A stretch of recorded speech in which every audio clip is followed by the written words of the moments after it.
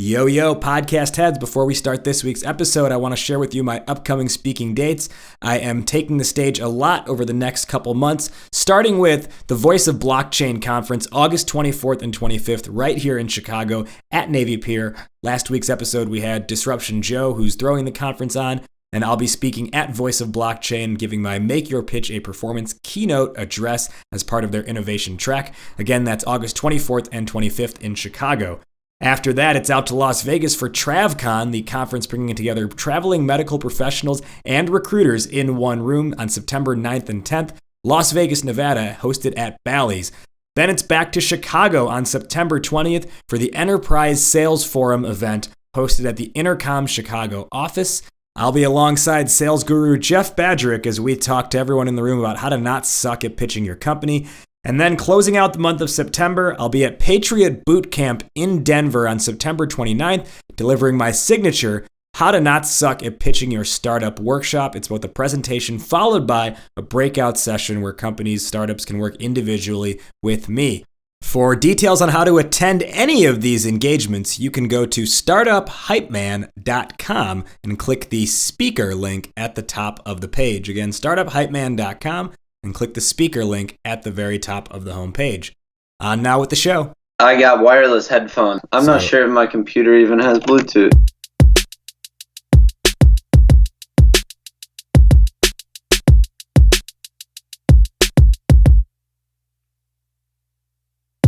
Welcome everybody to Startup Hype Man's Discover Your Inner Awesome podcast. My name is Rajiv Nathan, aka The Raj Nation. I am your show's host and the founder and creative force behind Startup Hype Man, helping startups everywhere build their hype by creating a message that sings. This is Discover Your Inner Awesome, the only show where you get to eavesdrop on conversations with entrepreneurs, artists, and musicians about the stories, the journeys, the struggles, but most importantly, the questions. The questions that help creative thinkers like you and I better understand who we are, what we're doing, and how we can do it better. It's about the mindset, processes, and strategies to help you build a badass company.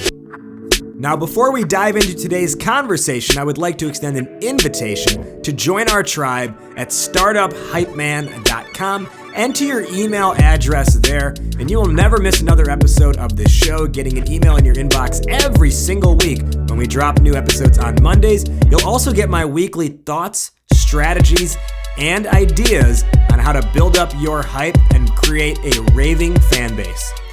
All right, let's dive in now to this week's conversation of Discover Your Inner Awesome. Welcome, everybody, to the Discover Your Inner Awesome podcast. Today on the show, we have Brian Letzter. Brian is the co-founder and vice president of HowDoWe. We actually met through my relationship with Bunker Labs, the military veteran nonprofit incubator, let's call it that, helping military veterans start and grow businesses. Brian's been through the Bunker Labs program before. We've had a chance to have many conversations, but never one that's been recorded and on a podcast. So, Brian, welcome to the show. Raj, thank you for having me. Very excited to be part of this. Our topic today is, how do you build relationships with customers? Why is this on your mind? Why is this important to you? Well, lately, as why this is so important to especially our organization right now is we just finished our MVP product, our version 2 technically, version 1 more to the public, but it's kind of our version 2. And why it's so important right now is right now we're really trying to kind of build a sales pipeline and really start working with these K-12 organizations and locking down these sales. So relationship building right now is huge, especially in our field with K-12, where the further along we move while working with schools, specifically with their school administration, is a lot of these schools have very tight-knit communities, and we're quickly realizing that in order to be part of these organizations and communities, it's really built off trust. And I think schools get approached quite often by vendors kind of trying to sell these school systems things, but relationships, building that, establishing trust between them, I think is one of the first steps.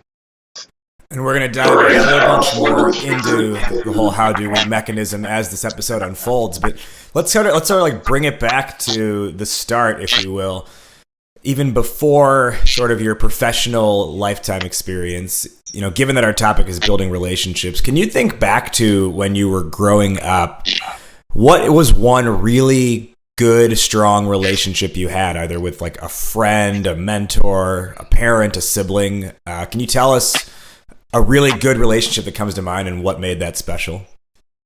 Yeah, absolutely. It's kind of ironic, full circle, where my best friend growing up is actually the other co-founder of this company. So his name's Mike Anderson, and him and I met in fourth grade, I believe it was, and it wasn't all flowers and all that right away. It was we actually fought each other in the very beginning. That's how we met. I think I was trying to like pick up a soccer ball and run with it while they were playing, and we fought over that. And it was while we were sitting on kind of this wall in elementary school, like in timeout, sitting in timeout. Yeah, in timeout, right? And we actually we were both trying to get out of getting into trouble, of course, and that's kind of when a friendship was born. And that, Mike in my life has been my best friend and vice versa. I'm actually in his wedding coming up as his best man.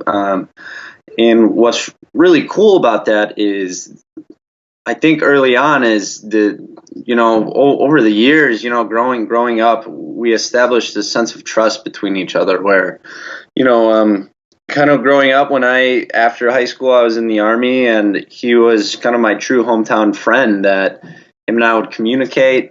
He would kind of tell me about his college experience. I would tell him about my Army experience, and really it just kind of kept moving along where really building a relationship off trust and most importantly just a deep friendship. It's really important. It's always been an influence in my life, and it's kind of always shown me how powerful a relationship can be in terms of trusting another person, and kind of growing and allowing yourself to communicate with someone like that. I'm taking down a note that trust was the base of that relationship. Everyone who's listening, I want you to also keep in mind that Brian used the word trust, because I have a feeling it's going to come up again in this conversation. So you mentioned with your current co-founder / best friend, Mike, that when you joined the Army, he was basically like your hometown, your like home base connection. What goes into your decision to join the Army? And I'm going to guess it was right out of high school. So what goes into that decision to say, I'm going to do this instead of, everyone else is going straight to college or doing something else? Because that's a pretty big, I don't know what you call it. It's a pretty big task to take on, I guess. Yeah. So it's pretty interesting. So my whole life I've been very goal oriented. I don't think I realized that when I was younger, but I remember I wanted to join the Army. I was 15 years old, and I've always kind of asked myself now later in life, like, why the hell did I want to necessarily join the Army? How was I so set when I was only 15 years old? I knew I was going to do it. And over the years, I've kind of compiled an answer of, I think I just had it as a set goal. It was just something that I knew I wanted to do in life. So when the time came when I joined, it was truly goal based, and I had opportunities to go to college. I had decent grades in high school. I just don't think I focused on it so heavily because I was really focused on the military at the time. So I would even, meet with recruiters starting at 16, and I essentially trained with my recruiters for 2 years before I even joined. And like I said, I think it just went back to having it as a goal. I had it as a goal in mind, and I wanted to complete it. And much as the rest of my life, when I got out of the Army, I then went to school. And it was a goal from there, and then after school, it was a business, and this is kind of the current goal. Within the Army itself, then, you become a Cavalry Scout. What does that include, and how does that position come about of anything you could do in the Army? Yeah, that's I'm sure that's a question my mom always asked. She hated the job I chose in the Army. So Cavalry Scout, I was part of a reconnaissance force. So I was part of Fox Troop 23 ACR. So they're based out of Fort Hood, Texas, and we deployed to Iraq in 2010 to 2011, and essentially what we did was more of the kind of the frontline work, like combat job, grunt work, as some people call it. And why I chose that, I figured if you're gonna kind of be in the military, you might as well. Especially, I'm pretty sure as a 15-year-old interested, I was more interested in doing kind of the more intensive type job in the Army as opposed to some of the other positions.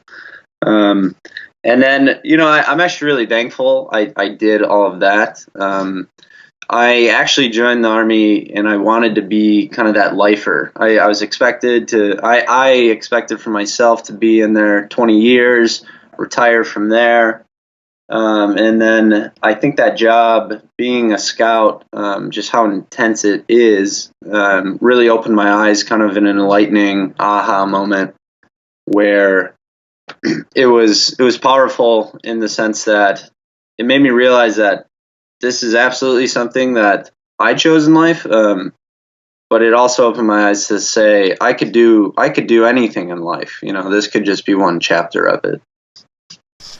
Did you have any moments from your time in the Army that you were in like mortal danger and you look back and you're like, holy crap, like it's pretty crazy I had that life experience? Yes, absolutely. It's funny.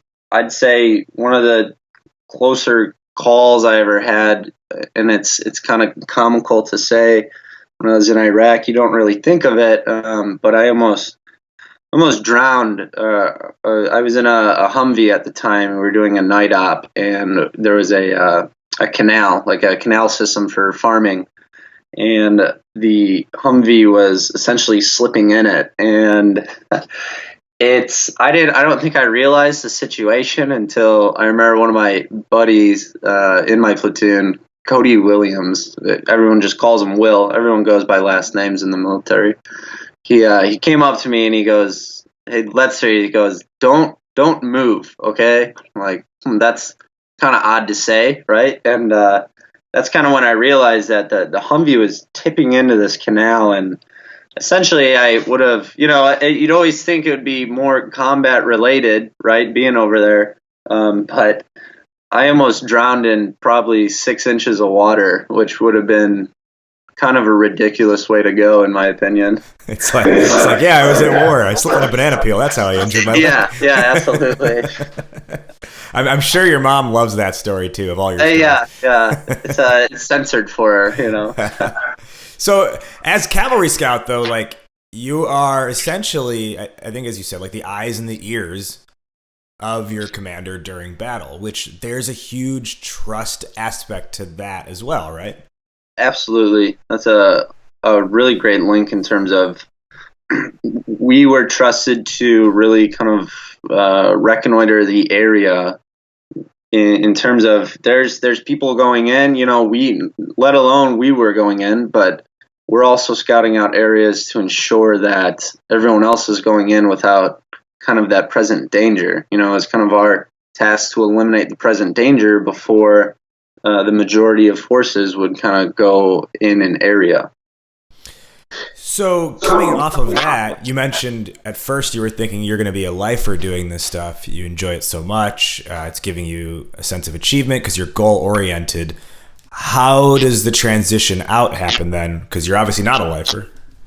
Right. Yeah, the transition was really interesting. I actually went to I don't remember what you would technically call it, but it was essentially the office where you would re-enlist in the Army. I was actually in Iraq still when I was planning to reenlist, and it was going to be an additional 5 years. So that would have been about 8.5 years of service that total. So it would have been 5 more additional years. And I think right then and there, I actually tried. I was gonna sign that day, and then in 1 day span, the recruitment office said, "Come back tomorrow. It's almost end of day. Let's do this tomorrow. No big deal." And it was in maybe a half-mile walk with certain platoon members, and one of them had went to school, and then the other was essentially a lifer in the military. So it was kind of interesting. I was hearing both these things, and more and more I thought of it. As I said earlier, it was like a chapter. Like, it kind of made me realize that I did enjoy the military, but I think the biggest thing was it quickly made me realize that I wanted to work for myself somehow, where I wanted to get out and take advantage of kind of what I learned during the military. Like I said, I kind of had this aha moment where it's like, wow, life's a really beautiful thing, and I want to kind of create my own path.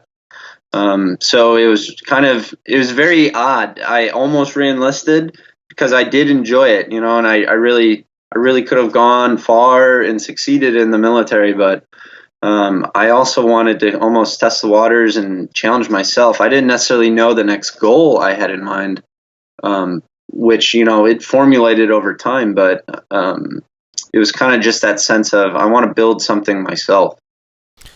One more thing actually I want to touch on before we transition to the next, your next chapter here is actually,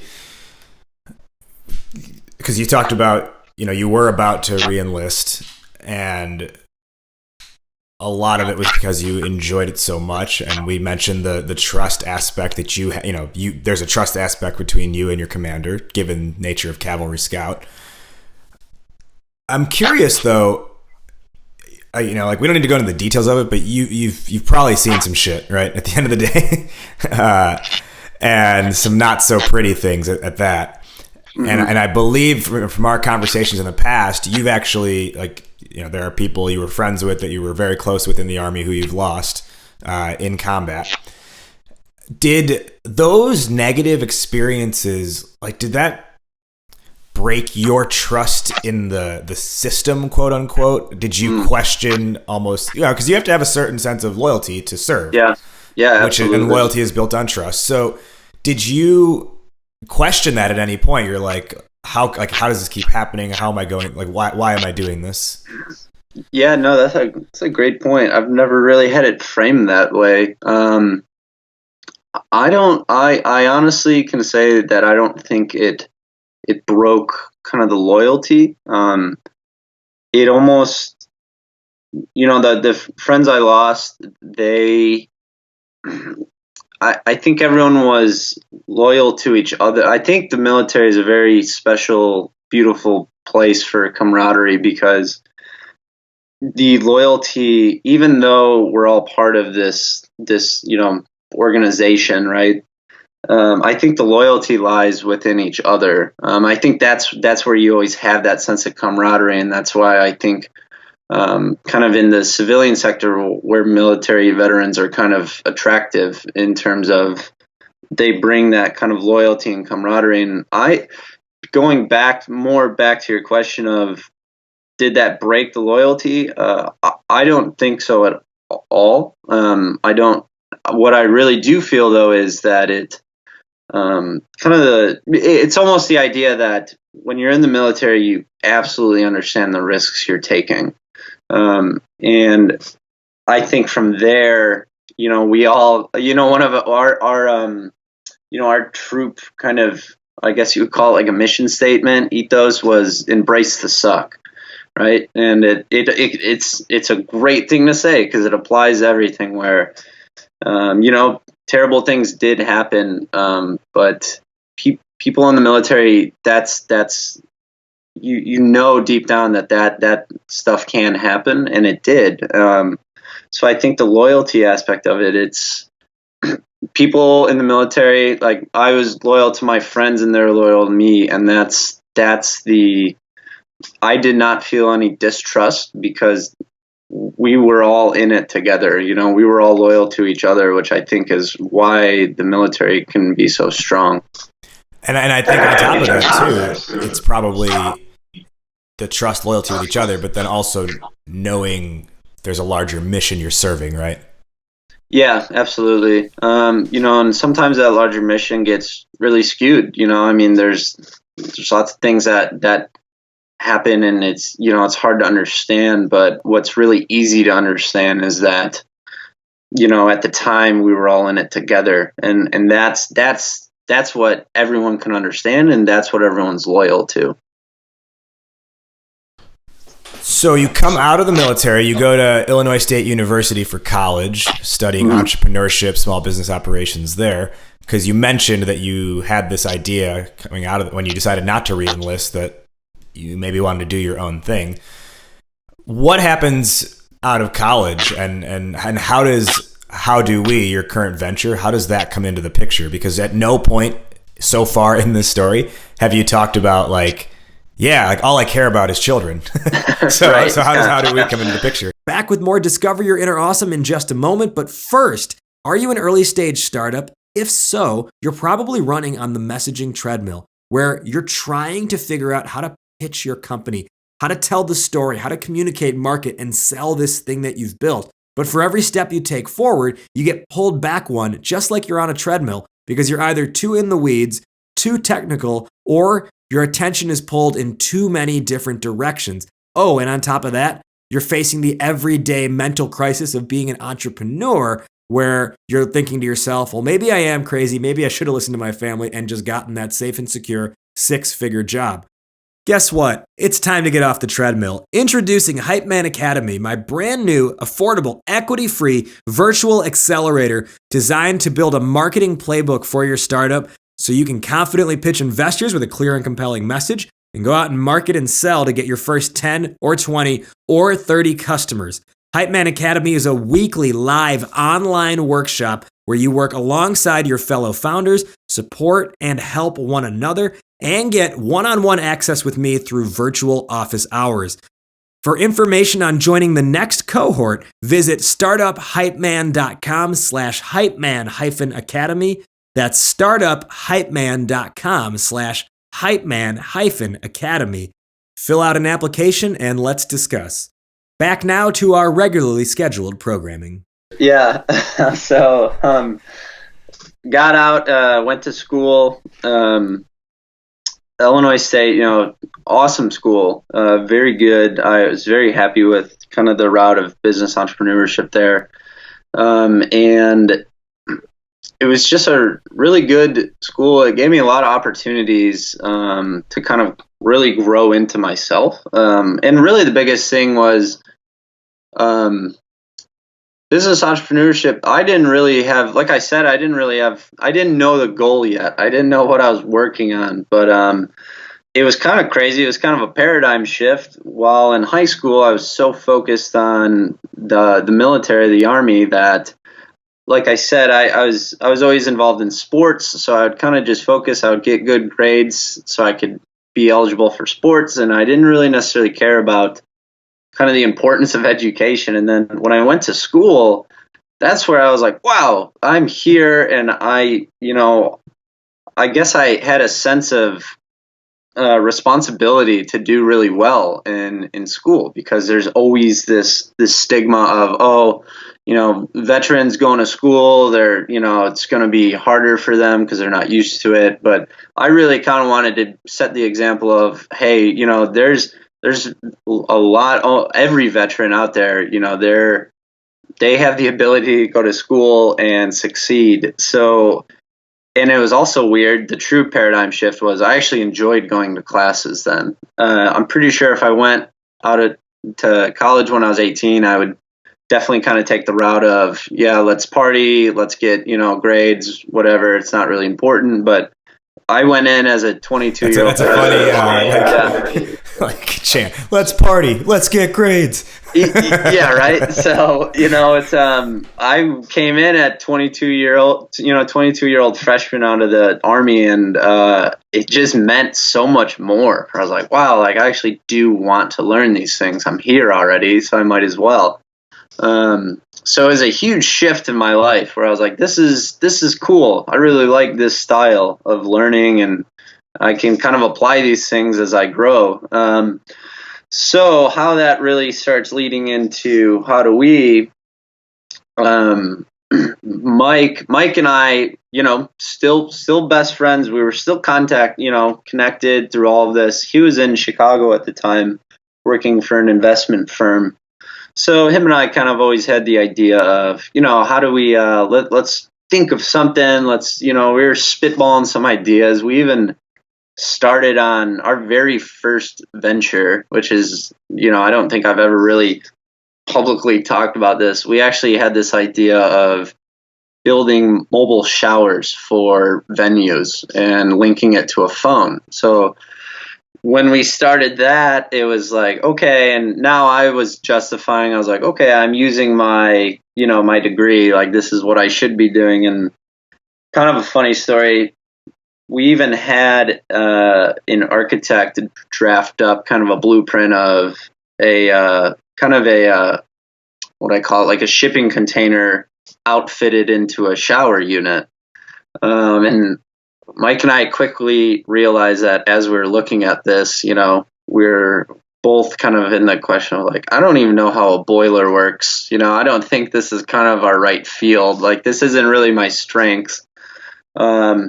So that quickly started and ended pretty quick. But what it did is it really started getting us both thinking of, wow, this is something that we can do. We don't know what yet, but we now kind of have been through an early stage of there's problems that can be addressed in the world, and we can actually change them, right? We could build something, create something that affects people's lives in a positive way.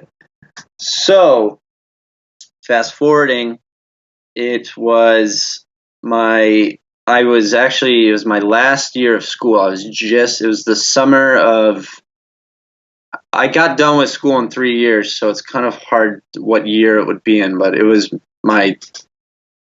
coming up would be my last full year of school. And it was in that time, I was actually picking up Mike. We were actually bartending my sister's wedding shower, one of those shower type events for weddings. Always get those confused. Well, the mobile shower for weddings. There you go. Yeah, right. Yeah, we were testing it out. So I pick him up from the train station, and we're driving there, and it was really Mike. Mike had the brainchild behind the initial idea of. The initial idea was how do we allow people to, ultimately donate their funds where they know exactly where that money is going to fix things. In terms of, you want to donate to a school, but you don't necessarily want to just donate $100 and it kind of just, vanishes. Of how do we make this really transparent, and even if there was a pothole on the road, how do we ensure that someone donates to fix something like that? So that's kind of where it all started. And that from there, I still had a year left in school, and that is where that last year we got really involved with Illinois State's entrepreneurship programs, and we even got part of their accelerator, and it just started really moving at that point, which was really good. We had the kind of the true idea, with some rough edges, but over that first year, we really started molding it down into what it could be. So can you give sort of like the quick overview then of, so like at surface level, HowDoWe is a fundraising platform, but can you sort of share like really why it's more than just a fundraising platform? Yeah, absolutely. So HowDoWe is kind of our main organization in terms of now what we have when we first launched HowDoWe, we were working with public schools exclusively. And the idea was these public schools, a lot of them have buildings that need repair. They want to install a new gym floor. They want to redo their music room. And what we created was a crowdfunding site at first, howdowe.org, where we hosted these live projects. So it was essentially, I hate coining it it's a GoFundMe site for schools, but now the public can go onto this, view the projects.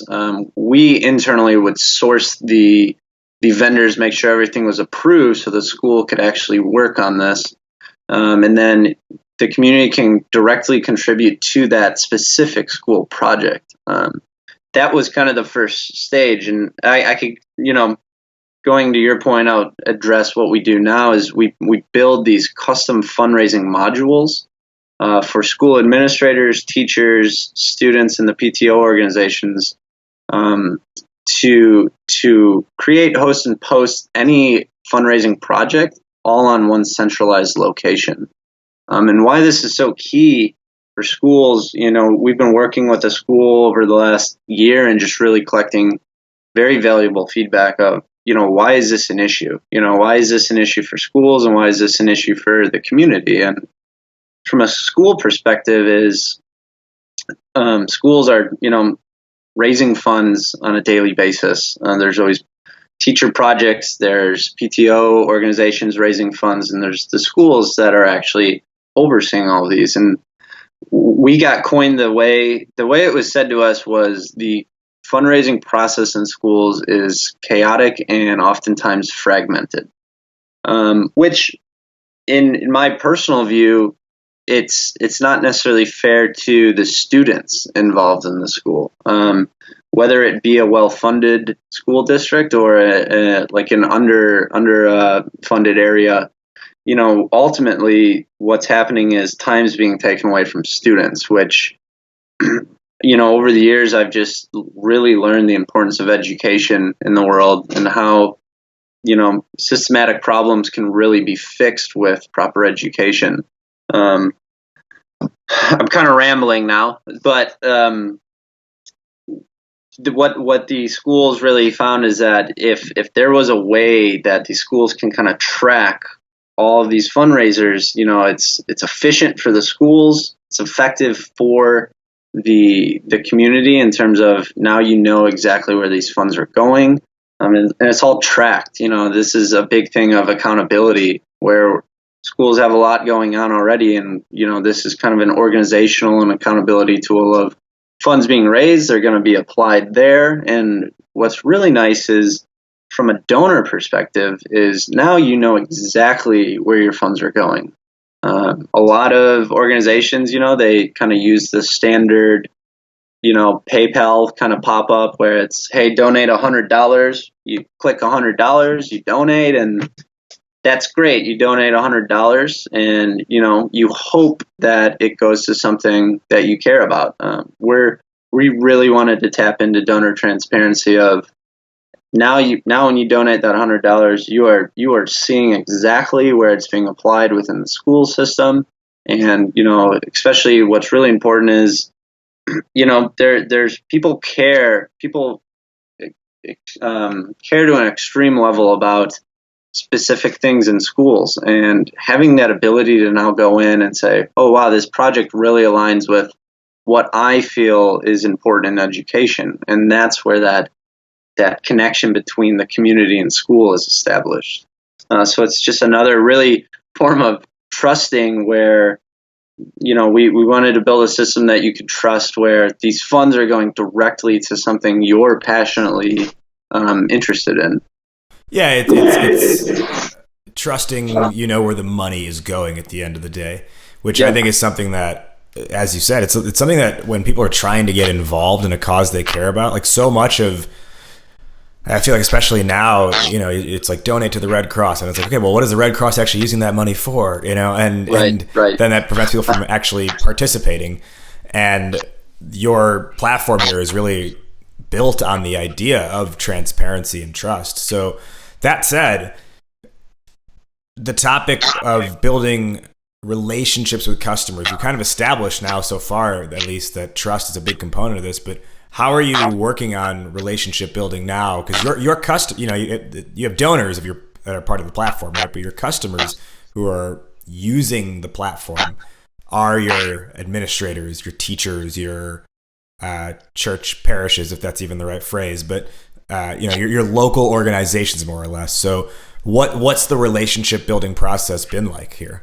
Yeah, it's definitely been a huge learning curve in terms of what was really hard for me was coming from a military background. Was I'm very used to a very fast pace. It's we got a problem. We have resources to solve that problem, and let's implement it. Let's get this done as soon as possible, right? And what we've quickly learned is that, when building these relationships with schools, it's a process, because, even though, let's say you have one person in the school that just loves the idea, now we have to go through board approval, RFP processes, where we have to establish a relationship not only with the school but with the community. It's really the community that drives a school, and vice versa. And so the relationships, it's very personable. It's not just, hey, let me pick up the phone and I'll call you and you'll buy it and we'll be in your school in a week. It is, well, no, let's come in, let's meet, let's have an introductory meeting, and all I want to do is just establish who I am and what our organization stands for, and that's step one of a very long process, where just the relationship of understanding how each school works is one of the most important things. Each school's different. You're going to be communicating with different people among each school, and it takes time to understand. In my personal opinion, I think a relationship's all about, understanding each other, where I can't simply just go in, establish a relationship the same way because it worked at the last school, right? Each school is going to have different needs, and I'm going to have to work with each school according to their needs and build that trust of, hey, I'm interested in learning how this school operates, and I'm not putting a blanket on it that the school 5 miles to the east is the same, because each school is an individual entity, and that's what I want to learn. How do you actually then go about getting that meeting, right? So, because here's where I'm asking this question.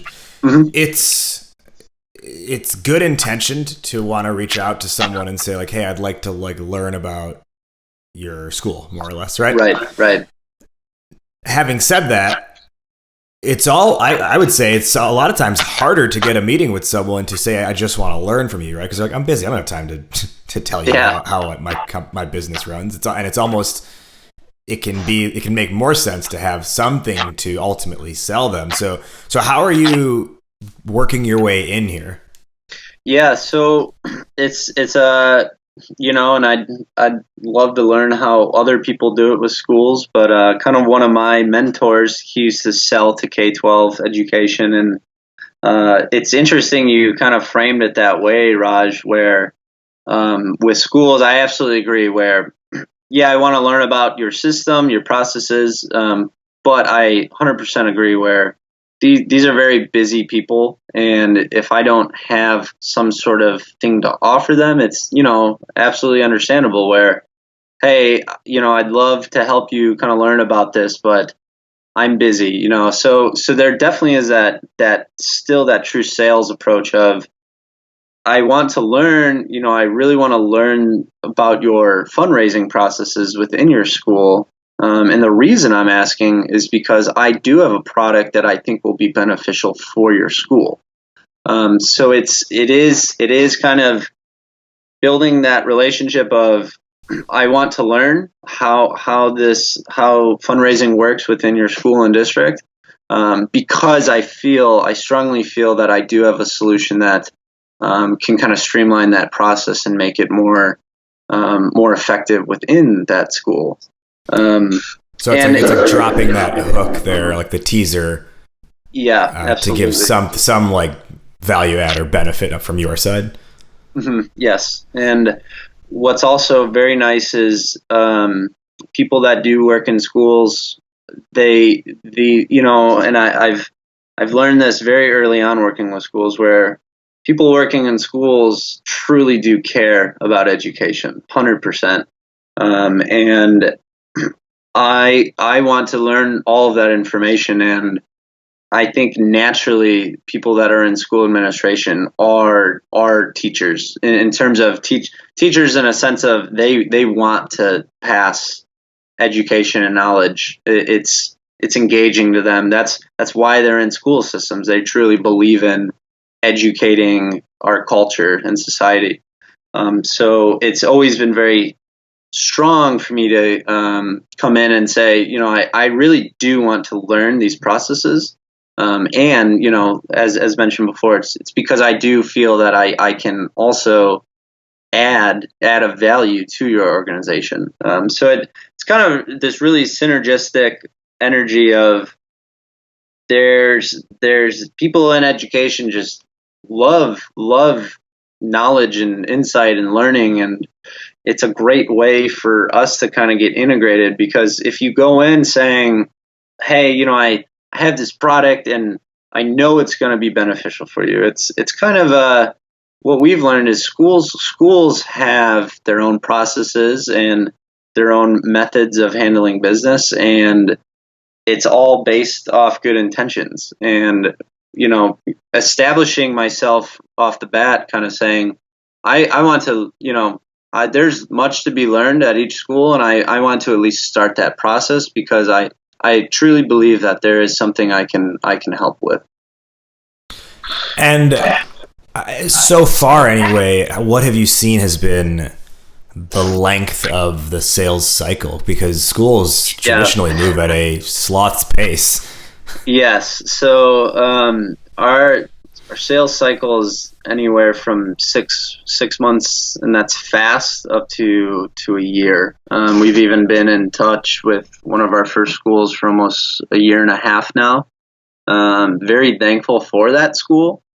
Just in terms of we were pretty early, and how would I say it? I guess we were almost rushed. We felt, well, yeah, we got this, and we're going to get these schools. It was such a learning curve. Of one of the first schools we started working with was extremely good at kind of telling us, hey, they realized we wanted to move quickly, but they, in a very nice way, said, well, do you have this? Do you have that? How does this work with this? And it really made us go back to the drawing board and really start, they're absolutely right. We need to kind of take our time and really build this out to where now we go into any school and we have those those big check marks, and it also, it made me realize that the relationship can be very fragile. If it weren't for them being so, how would I say, I guess they really believed in our idea, and I think they also saw how early we were, and they really helped us formulate it of, kind of taking our time, building the product, and getting feedback, making us realize that this isn't going to be kind of this, we love it and we're going to have it next week. It's this process. So they really opened our eyes to, this is a process, and we're more than happy to work with you, because I think they knew that we were kind of new to the K-12 space. So I'm very thankful for that. And it also made me realize that sales are such a building relationships along with sales with your client, your customer base. Just listening to the potential client is huge. You can learn so much just by kind of putting your agenda on hold and just truly listening to your client, because they're going to be the ones that are experts in their fields. And that's, sort of, we were talking before we started recording that video that I had posted to LinkedIn recently, which was about, in the SaaS, software as a service world, how to run those demo calls. And I talked about like step one should just be listening.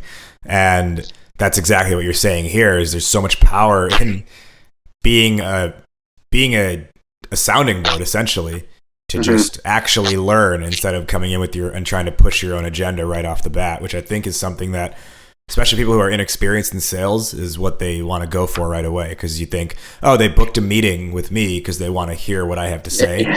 Yeah. But yeah, that can lead nowhere fast. Yep. Yeah, that's so true. It's I couldn't agree more with that statement. So we're coming to the end of our episode here. Before we depart and wrap up, can you let our listeners know where they can learn more about, I'll phrase it this way. How do we learn more about HowDoWe and get in touch with you?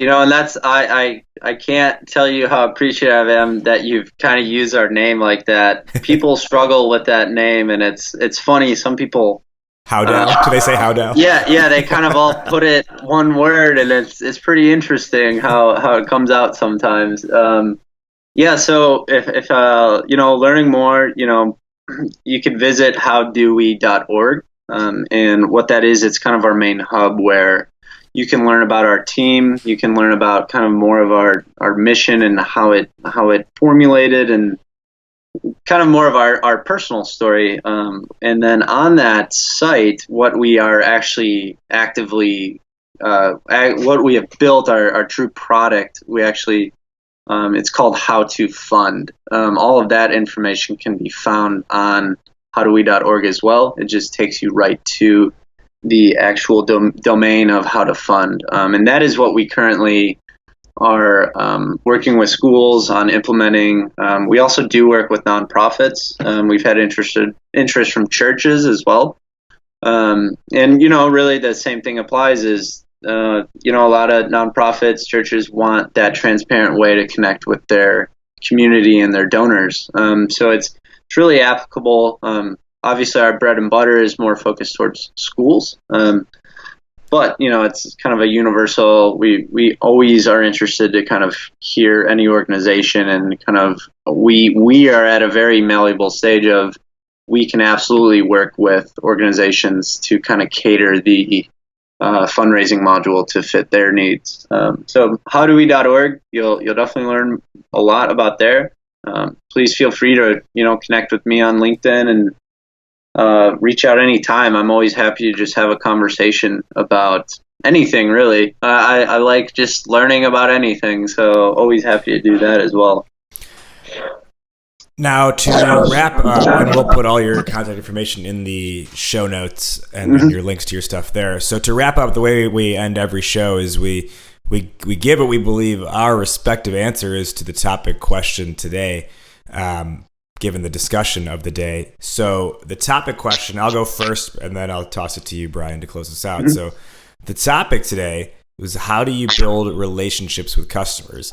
Now, we talked about a lot of stuff, but to me, the sort of the main themes that jumped out were the idea of building trust as the foundation.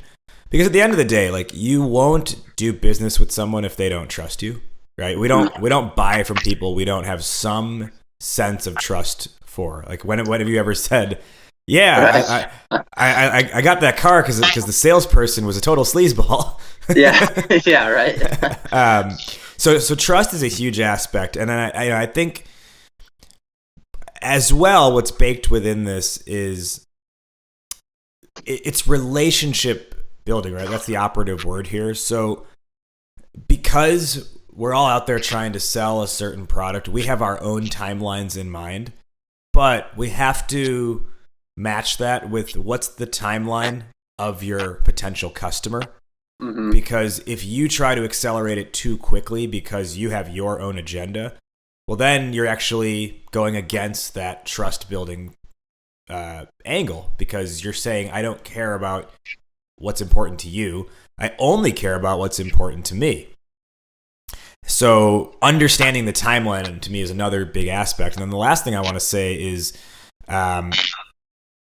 doing more to really put yourself in their shoes. So like Brian, you talked about like listening and how the first thing you want to do is just understand their situation. So the more we can understand their situation, see things from their lens, and then even talk from their perspective. And actually, one thing, if I may give a quick piece of advice even for how to fund. So I went to the How to Fund homepage, how2fund.com. Yep. Something I would even just say as a quick thing here. The headline here says creating your custom fundraising platform. I would actually switch that to just say create your custom fundraising platform, because now it's an action that the school is taking and not, and it's from their perspective, versus creating your custom fundraising platform is you telling the customer, here's how we do this. Yeah. Not to use how do we again, but here's how we do this. Yeah. Versus if it's create your custom fundraising platform, that's something that is like a call to action for them to actually to take in. Absolutely. I couldn't agree more. I mean, it's just, I greatly appreciate the insight, just because it is true. It's how do you kind of even coming off that way in terms of that's really important to a lot of people in terms of how are you kind of perceiving this information. It's even that first step of showing that you're open to building a relationship first as opposed to trying to sell right away. Brian Letzter, thank you for joining the show today. Oh, Raj, thank you. Greatly appreciate the opportunity. And I know you and I've always connected in the past, and I'm very, very grateful for the kind of the friendship, the trust we've established, and I love things like this. That wrapped up our conversation. Did you, the listener, enjoy this episode? If so, the absolute best compliment you can give is a rating and review on iTunes. Ratings and reviews help more people find the show, therefore more people can discover their inner awesome. And if you want to extend that compliment further, while you're leaving that review, go ahead and subscribe to the show on whatever platform you listen, whether that's iTunes, Spotify, Google Play, or the various other networks in which you can find this show. For full show notes, references, and resources, as well as access to the over 100 episode archive, visit the podcast official site, www.discoveryourinnerawesome.com. And remember, for tips, strategies, and ideas on how to build up your company's hype with a message that sings, visit startuphypeman.com. Season 10's theme song is from Sir the Baptist. The song is called Dance with the Devil. It is off his album Saint or Sinner, which you can grab on Spotify, iTunes, Apple Music, and anywhere else digital music is distributed. That'll tie a bow on this one. Thank you again to this week's guest for joining us. I am Raj Nation. You have been listening to Startup Hype Man's Discover Your Inner Awesome podcast. We will see you next time, but in the meantime, take care and be awesome today. This a dance with the devil, girl. Tell me what you gonna do. This a dance with the devil, girl. And if you can't get it loose, then it's a dance with the devil.